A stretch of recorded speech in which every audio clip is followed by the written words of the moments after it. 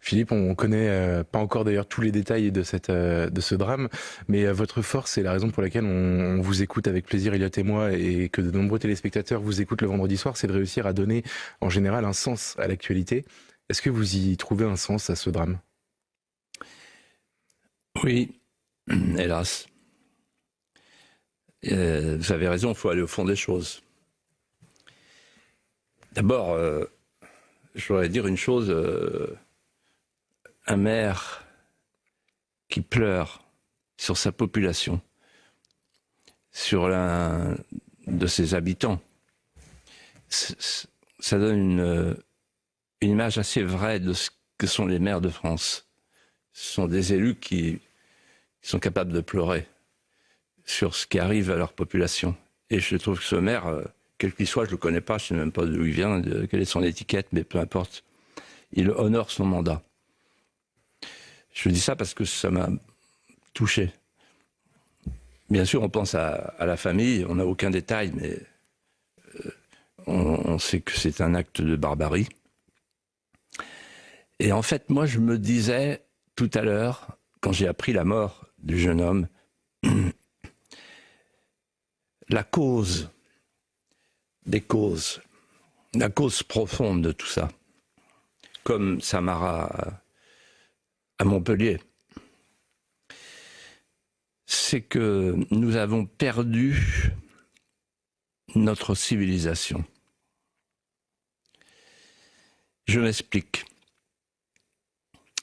Et je vais être très concret. La civilisation, c'est apprendre le goût de la conversation. Quand vous n'avez pas de conversation, vous avez la violence.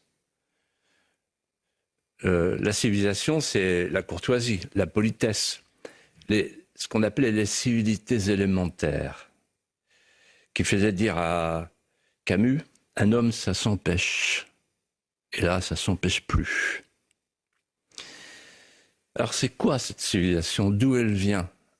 On dit laïcité, laïcité, mais la laïcité, elle a été inventée par un fondateur d'une religion qui s'appelle Jésus-Christ.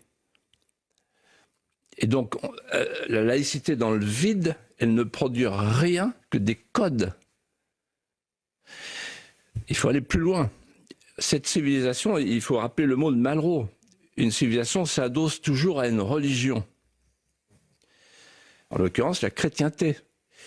Et comme dit Jérôme Fourquet, quand la matrice catholique a disparu, la civilisation chrétienne a disparu. C'était une civilisation qui dure depuis l'apôtre des Gaules, Martin de Tours.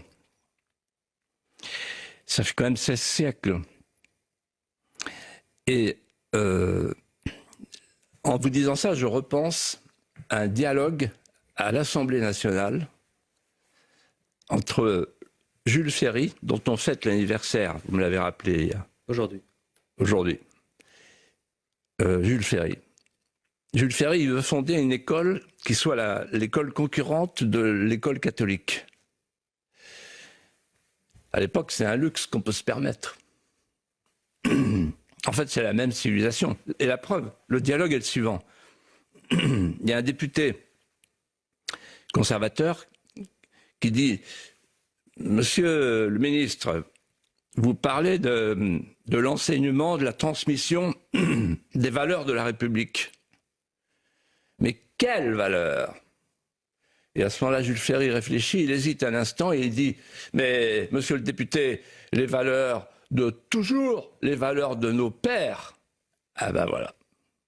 Et voilà. C'est le luxe de la République de pouvoir congédier les valeurs de nos pères tout en les pratiquant tous les jours à l'école publique.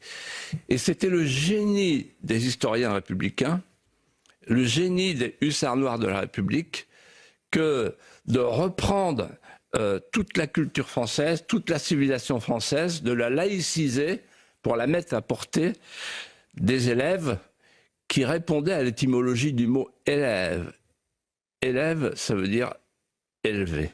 Philippe, si je puis me permettre de prolonger la question, en fait cette affaire, on a l'impression, même si c'est un drame à chaque fois, de l'avoir déjà commenté. Il y a eu l'affaire Yuri il y a quelques années maintenant, sur la dalle de Beaugrenelle, frappée non pas à mort mais par d'autres élèves. Le phénomène de bande, on le connaît. On a commenté ici il y a pas longtemps Crépol. Et vous avez parlé de civilisation. Emmanuel Macron d'ailleurs avait parlé de décivilisation il y a à peu près un an. Il avait lancé le mot. Oh, bah, un peu, ouais, absolument. Est-ce que vous pensez qu'il est possible d'espérer une recivilisation? On est dans une impasse. Quand vous êtes dans une impasse, il faut faire demi-tour. Donc, il y a deux solutions. Soit on retrouve notre civilisation, soit on retrouve les civilités élémentaires, et on a quelque chose à dire aux élèves de France, et notamment aux nouveaux venus.